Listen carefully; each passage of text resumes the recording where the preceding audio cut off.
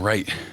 Well, good morning. A lot of fun to be in front of y'all today. One of the few times that I call today being fun, but to get an opportunity to introduce 17 scholarship players that we have signed today, and two preferred walk-ons as well. Coming from 5 different states, we got 9 guys on defense and 8 guys on offense, kind of covering the gamut. And if you add our preferred walk-ons, again, that would be 9 and 9, and then a specialist as well. But excellent group of guys. Hit most of our targets in a really competitive space, and certainly with the transfer portal coming up, we'll have a few additions there, I would expect. But we really did well in the state of Oklahoma. It's important to us that that's where everything starts for us. And so we signed 6 players, scholarship-wise, from the state of Oklahoma, and then a specialist as well.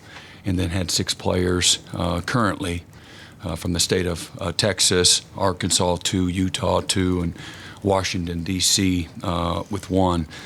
On the defensive side of the ball, I'm really excited about the players that we signed, starting with our defensive lineman, C.J. Nixon out of Weatherford. It was funny, 2.5 years ago, driving down I-35, I think I was coming back from Dallas for something, and somehow C.J. was on my feed, and I probably pulled over into a rest stop. I wasn't watching him as I was driving down the interstate, but got an opportunity to watch his video, sent it immediately to Coach Chaffetz. I said, this guy will be the #1 player in the state, when he's a senior. And he's one of the best basketball players in the state, one of the best football players, all of his best football still ahead of him. Long, rangy, super athletic, and has a chance to be a fantastic player in the future for us. Alex Shieldknight, just a football player, man, in every sense. There's nothing that he can't do. Played defensive end and certainly played tight end as well at Wagner. Comes from one of the best programs also in the state of Oklahoma.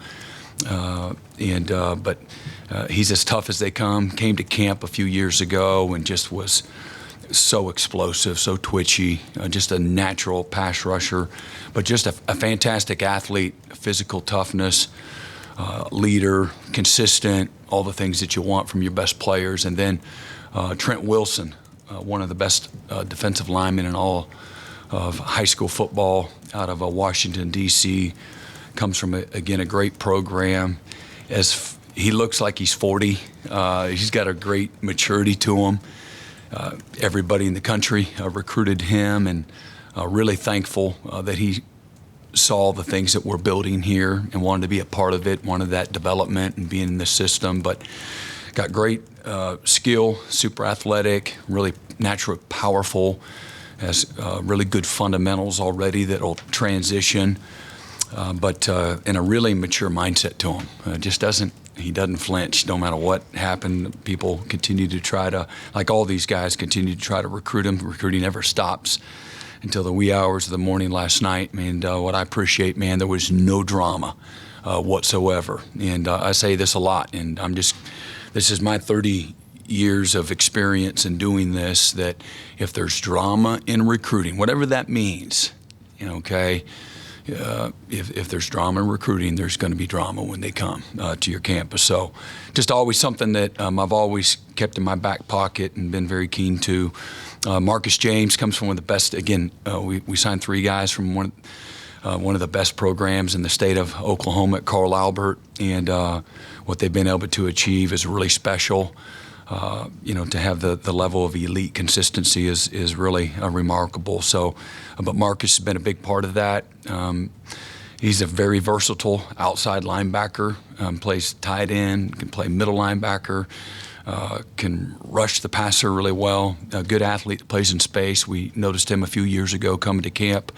Just a really long, rangy, athletic guy, and really excited to see what he's going to develop into. Got a great frame. was a fantastic basketball player for them as well.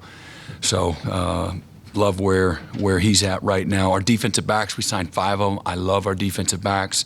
We got length, we got speed, great instincts.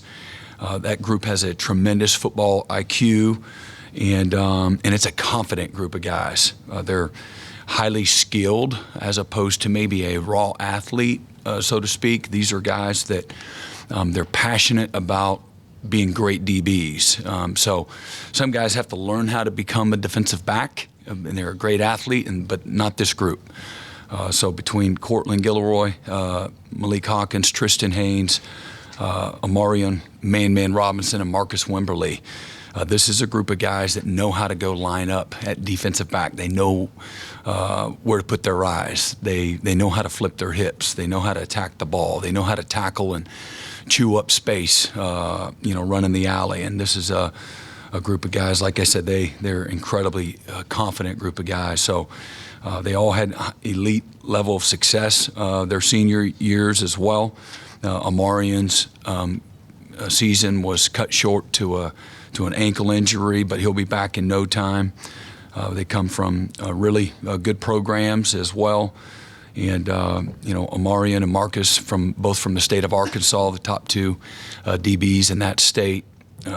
Again, that's a great combination. 2 kind of different kind of backgrounds, but man, they're like 2 long lost brothers. And but it's a group that's also really grown close to each other. But really excited about that group of guys. They're going to help us immediately on offense. Kind of a surprise for everybody here. We lost a quarterback that was committed for over a year and a half, and so he decided late, a little over a week ago, that he was going to go somewhere else, and so really felt like we needed foundationally to have a freshman quarterback in the room, and we were able to get Jet New from Lehigh, Utah. A really successful program, a really skilled, developed quarterback. He's got a great frame. We'll continue to put on some weight to it, but his mechanics and his fundamentals are exceptional. The way he climbs the pocket, his accuracy, his ability to push the ball down the field, his instincts, incredible quickness and his release, and great field vision, leadership qualities. We signed Darius Afalava from his same community. Darius was able to kind of bridge the gap for us as well from some of the things that I needed to hear from somebody that maybe knows him as a fellow athlete there in the community, but really good football player. And we were really fortunate to be able to get him, just a polished quarterback, and he's a winner. Comes from an excellent program there as well. Offensive linemen, right now we've got 4. And Darius Afalava, Ryan Foje, Owen Hollenbeck, and Sean Hutton. Again, Darius, top lineman in the state of Utah, big, strong, powerful, comes from another great program, and that group overall, just powerful, athletic, incredibly physical, incredibly physically tough. And this is a mature group of guys that really believe they're going to be able to come into a really good young group of offensive linemen and going to make an impact, going to make us better. No developmental, quote-unquote, type of guys in that group. This is a group of guys that really can line up and play football for us right away once they understand the language and those type of things. Again, Ryan Foje, again, I think one of the most undervalued offensive linemen in all of high school football, a guy that we identified at camp a few years ago, a few summers back, and Coach Beedenbow did a great job of putting his name on him and offering him, and he's developed, and he's one of the most dominant players in the country there out of Houston. Owen Hollenbeck from Melissa, Texas, was forced out of position this year, but probably be a center for us, and one of the strongest high school football players in the country. He's strength and conditioning, a weight powerlifting champ, and this is a guy that can move mountains, and but a guy that we're really excited about his physical attitude, mental attitude, all of those things. He's really a good player. And then Sean Hutton from Louisville. Louisville's been a good place for the Sooners over the years, and Sean's a versatile inside-outside player, again, undervalued, tough kid, can really move his feet, and I'm really excited about Sean. We were able to get Torrey Blaylock. Coach Murray was identified Torrey a long time ago, one of the most dynamic and explosive running backs in the country. He also, amongst other things, he was part of the 4x1 national record. 4x1 team. They broke the national record this last spring at 38.92. And so that's a pretty special accomplishment amongst others. But, man, he's a home run hitter. And same thing, didn't flinch, has been committed for a long time, wonderful family, athletic family, and we're incredibly excited about Torrey. Our wide receivers got two of the best athletes in the country in Manny Choice out of Dallas and Elijah Thomas, one of the fastest players and the most explosive players in the country here from Chakotah. And Elijah can do a lot. He can play on either side of the ball. He sends Coach Hall and I, we got a little three-man group text rather, and he sends us his weekly defensive highlights as a safety, as a tackling and intercepting, and man, he's just one of the most low-maintenance players that I've ever been a part of recruiting. He was our first commitment in July of 23, and everybody in the country, when they found out about Elijah, came after him, and he had no interest whatsoever. He's truly Sooner-born, Sooner-bred, and appreciate his loyalty. And Manny Choice, too, one of the most freakish, longest receivers in the country. He plays like a slot with length. Sometimes they're long striders, and it doesn't look like they're going as fast because they're taking longer strides. And he actually plays like a slot with his length. He's tough. He's super explosive. He's great. Catching a runner, what he can do after the catch is pretty special, and he has a tremendous catch radius. Wonderful family. Same thing. They've known for a long time they wanted to be Sooners, and really thankful for them as well. Maybe one of the most natural football players in this class, and maybe the most undervalued, is Trene Washington, another Carl Albert product. There's nothing that guy can't do. We've projected him as a tight end.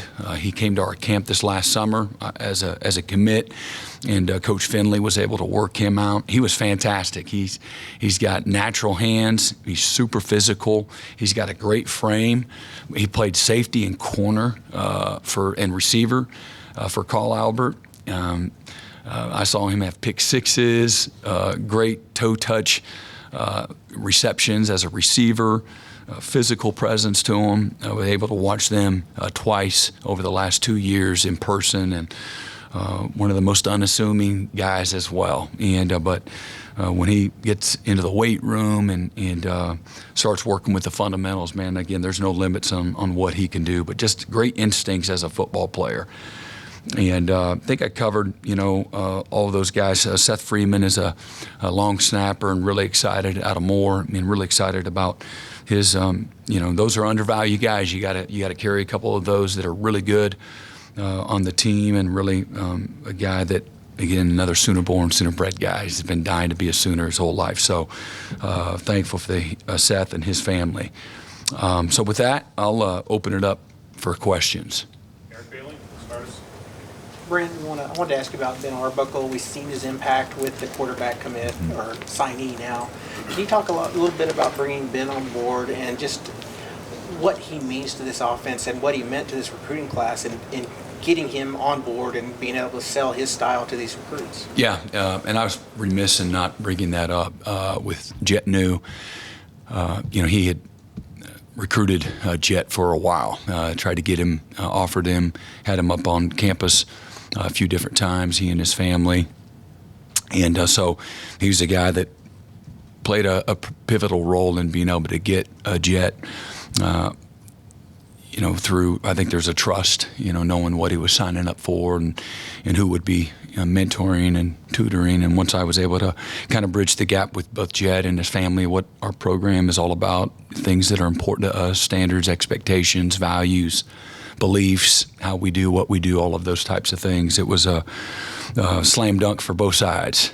And but yeah, Ben, again, I spent a lot of time, almost 2 months, looking at the best candidates in college football, and got to watch it.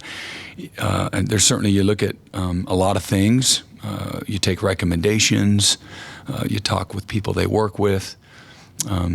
I love watching the tape, because that to me is the ultimate resume, and you get a feel for things. I've studied offenses more than I've studied defenses over the past 3 decades, and have an appreciation for style, presentations, sequences, answers, game plans, personnel, and utilizing the personnel, those types of things, and a lot of little things that a lot of people don't see, maybe checks that maybe some people have built into their systems. Things of that nature. And then, there's a lot of analytics that maybe support what you see, or maybe bring to light what you need to pay attention to. Overall efficiency, explosiveness, first downs, third downs, red zone, points per possession. There's a really cool report that the analytics, some of the best analytics people use. It's called the Snyder formula, and that's after our own Hall of Famer in Kansas State, Bill Snyder, one of the best offensive minds in the last several decades in college football. He has his own report, and everything that I continue to look at, and there's a lot of excellent, candidates that we narrowed it down to, and Ben continued to be at the top of the list in the things that he's been able to do. Just a short resume, but. I look at the quality, not necessarily the quantity, and then I got to look at the other things. Personality, maturity, leadership skills, colleague testimonials, things of that nature. What have they done with what they've had? Again, I was offered an associate head coach and defensive coordinator at a really good program when I was 27 years old. 2 years of experience, never calling it, and there at Kansas State. So I'm just a living testimony that, not that, I was pretty good early, and I've been having a pretty good career, over the course of 3 decades. And so, or maybe you look across on the other side of the ball in Zach Alley. Doesn't have a long resume of calling defenses and in the SEC, like no resume in calling it in the SEC. But at the same time, I look at all those other things, what it is that we're doing in the schemes. There's lots of different schemes that are very successful. And but for me, I think what Oklahoma needed and has been really good at over a long period of time is the ability to attract great quarterbacks, and certainly explosive athletes that you can push and challenge people, put pressure on defenses vertically through the air, but also be an offense that has great balance and punish people in the run game and attack people where they're most vulnerable. You've got to have balance. You've got to have efficiency. You've got to have game control. And you've got to be able to utilize the personnel that you have and keep people off balance. And so when you peeled it all back through several conversations with a lot of people, and certainly interviews, if you will, looking at the tape as video evidence and the multiplicity and things of that nature, I continue to come back to Coach Arbuckle. Mm-hmm. Brent, as you just detailed, lots goes into that hire, but could you drill down a little bit more on just how Ben has developed quarterbacks? I mean, his track record is practically without fail. Is it your sense that it's getting the guys that will developing them, a combination? What do you? Yeah, it's all of it. Okay. You have to be able to identify without question. But most importantly, once you get them, you have to be able to develop them and put them in a position to be successful. and so he's had 4 really good ones that I think where he's been the full-time coach, and they all had elite level success and breaking national records. And a lot of people have good players, but they don't necessarily bring out the best in them. And so I look at that's an important thing for sure. And but he's had again the quality of what he's been able to do with his opportunities. He's nailed it, hit it out of the park. Is there anything about the 4 guys that either a through line thread with all of them, or maybe they're different in how they've been successful with him, and maybe that's been appealing to you? Yeah, I mean, for sure. Whether they are the athletic dual threat guy or just a pure passer, you've seen him lean on their strengths and promote their strengths, develop through their weaknesses and protect those as well. But helping them make great decisions, putting them in a position to be successful, not asking them to do things that they're not great at, and so those were the things that stood out the most. Mm-hmm. Yeah, Brent, you got 17 guys here. I think last year you guys had 27, the year before that maybe 27 signees. The smaller class, is that just because of numbers and the scholarship? I know that comes into play in terms of how many scholarships you can give, transfer portal. I mean, is it one of those things where, in college football now you're seeing teams maybe sign fewer guys and go after more experienced guys in the portal, or is it just, I guess, could you explain the lower number of guys? Yeah, I mean, at the end of the day, you fill your class and fill your numbers, but we have 81 freshmen and sophomore on our roster, and I know I talked about that several times during the season. Probably, I don't know what the number is now, but probably over 8,000 snaps went to freshmen and sophomore this year, which is a tremendous amount of snaps. So we're not losing as many guys, as of right now, and so that plays a huge, not losing as many, you can't bring in as many. So that plays a big part. We'll stick to a philosophy that we want to build the program from high school, and that be the foundation of development, and retain guys. That would be ideal, and where you're not having as much turnover year in and year out. But we are dealing in a time and day in college football it's different than it's ever been, and with the ability for players, it's open to free agency, and so we're not going to be immune from losing guys that we're not counting on losing. And then, as I've been talking about for well over a year now, the day has come where we're going to have to ask some good players that we're going to have to help them move on and find a fresh start. So not a fun part of the job, but one that we've been positioning ourselves for, and we'll attack the portal in the areas that we feel like we'll have the most need, and in the spots that make us better immediately, and add to what we have. And so we'll have a good majority of our team back. Not losing, again, a ton of production, but where we are losing the production, we have good young players that we've been bringing along, and then we'll add to that where we see fit, needed some experience as well through the portal. Mm-hmm. Ryan?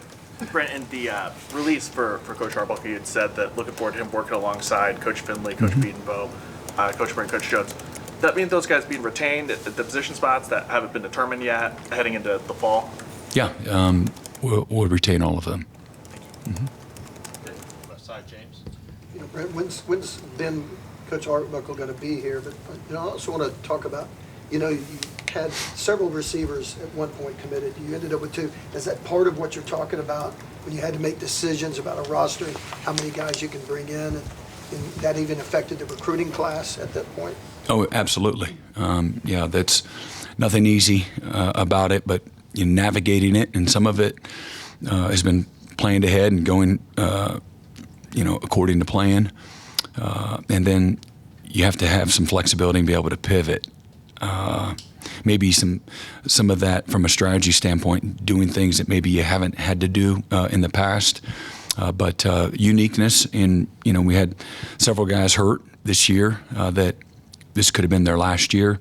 And so we'll bring a few of those guys back, is what we're planning to right now.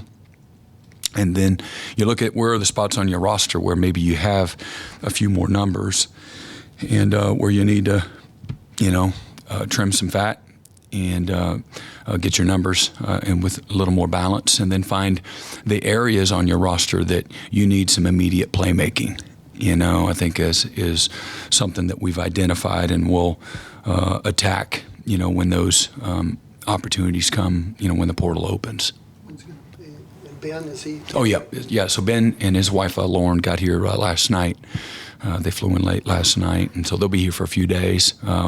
I'll introduce Coach Arbuckle over at we have a recruiting event here following this event, and try to get them to meet some of our players, our staff, and see the community, those types of things. Brent, for months and months, we said, how can you keep this class together? How can you keep it together? Now that it's over, how tough was it to keep it together? I don't ever take things for granted. I don't think we had to do anything any different than what we've done in the past in regards to, it's about relationships. You don't see very many of the jet news happening the last 3 years at Oklahoma. Our guys, when they commit, it means something. Again, we're not going to be immune from decommitment. Some of it's by strategy. Some of it, people are free to make their decisions as they see fit. And, so we just continue to be who we've been, be consistent, be real, genuine, honest. When people, you look at this year, I think that people have a voice of reason. There's no panic.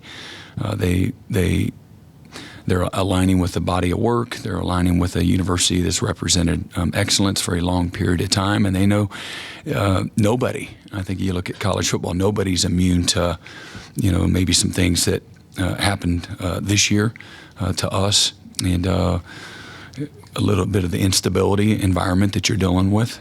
And so I think this is a class that had faith in people and relationships with people, and a belief in seeing, hey, maybe there's even more opportunity. I knew I had opportunity, but maybe there's even more of an opportunity that myself and some other guys in this class that we can come in and be the glue and be, part of the opportunity to, help turn around, what we're trying to build. Brent, in the official announcement for Coach Arbuckle, he mentioned that the personnel drives the scheme, and that his scheme is formidable around the players. Just how important was that maybe for you in terms of what you were looking for, and for him specifically, how important was that in terms of talking to these recruits and then eventually talking to the players in terms of feeling comfortable? I believe wholeheartedly to win at the highest level, you just can't sit in one thing. That's my experience, and so that was important to me. That I had some video evidence, not interview talk, resume talk, lip service to it. That there's a history of doing exactly that. We have some versatility on our roster. I want to continue to build that. Just believe in that. And but he's already been able to do it, whether it was 13, 12, 11, 21, I-backs, 6 offensive linemen. Whatever it is, I was able to see all of those variety of the different personnel groupings when I watched several years of video evidence. Brent, with Ben, what kind of involvement, if any, will he have during bowl prep? Is that a chance to get a head start on next year at all, or is he just going to be more in sit back and kind of assess everything mode? Yeah, sit back and assess mode. It's just it's too much to ask of a guy that really doesn't know the personnel, the people, those types of things. And, our staff will handle that. Second row middle, Parker. Hey, Coach, obviously, as you've discussed, the way the world in college football these days is that sometimes you have to cut a guy with the new scholarship limits, the roster limits. That's just the way it has to be sometimes. And you've mentioned before that when you have a guy on your roster that you have to go through that process with, you guys make a good faith effort to help him land at another institution. I'm curious, how do you navigate that process with recruits when you have a guy that's been committed and you have to tell him, hey, we just don't have room for everybody yet? How do you make sure that you do right by him and kind of parting ways? Yeah, and maybe offer opportunities still come, just not on the same timeline. That's it. Yeah. Next to Parker, John.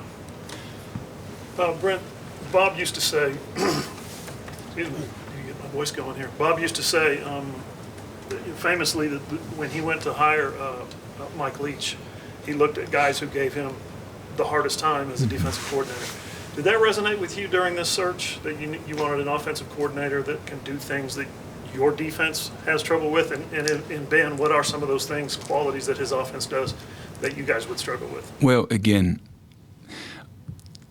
I just look at overall schemes, the depth of them, the things that challenge you as a defense.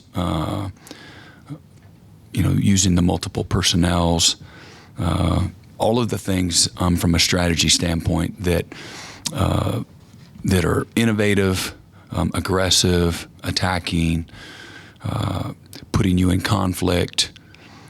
So whether that's pre-snap, post-snap, it's personnel, it's play design, all of those things combined. And then utilization of, how you put in, specializing, certain players and put them in position, leaning on their strengths, all of those things. Some of the things I just talked about are things that, we've struggled with that. But having not competed against him, I can't really testify to the fact of what maybe Coach Stoops talked about when he talked about with Coach Leach. But those are the things I study again, when we're getting ready for an opponent, start just game by game, just watching them and figuring out, okay, this guy knows what he's doing, or this one is going to cause us problems, and we're going to have some, a certain style of game plan that gives us maybe more flexibility and more, disguise and more surprise and things of that nature, or maybe, hey, we can just continue to do what we do. And so all of those things go into it, when I looked at, Coach Arbuckle. Mm-hmm. Yeah, Coach, it's pretty unusual to have three guys from the same school in the same class, but you have that with Carl Albert. Mm-hmm. I wanted to ask you, because you talk about it being about more than talent, what are they doing at Carl Albert that makes those guys people that you want to bring in beyond the obvious, which is talent? Well, I think there's a lot of great qualities when you play for Carl Albert. They're coming from a really strong culture that understands that how important a team is.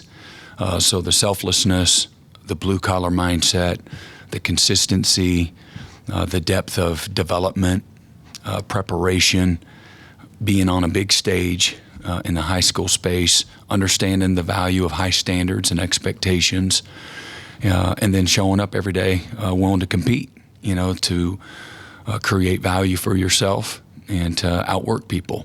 All of those, I could probably go on, but I know those are things, I just watch them for the last few years since we've been here together.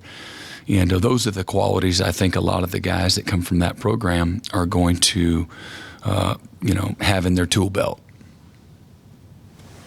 Third row on the left, Brandon. Hey, Coach Venables. The guys that you signed at wide receiver, the two that did sign, one's 6'4", 195, 200 pounds. The other one is 6 foot, 185. How important is size after being in the SEC this year? How important was just getting the bigger wide receiver with you all in this class?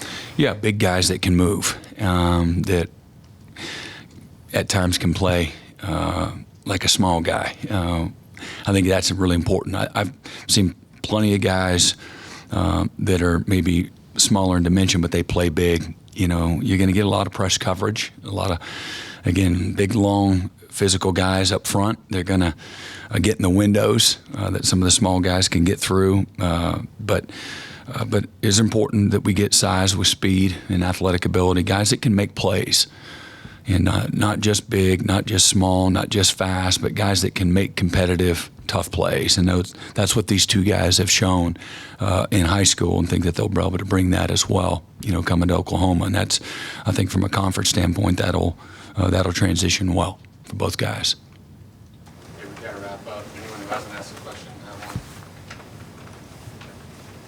All right, appreciate you all.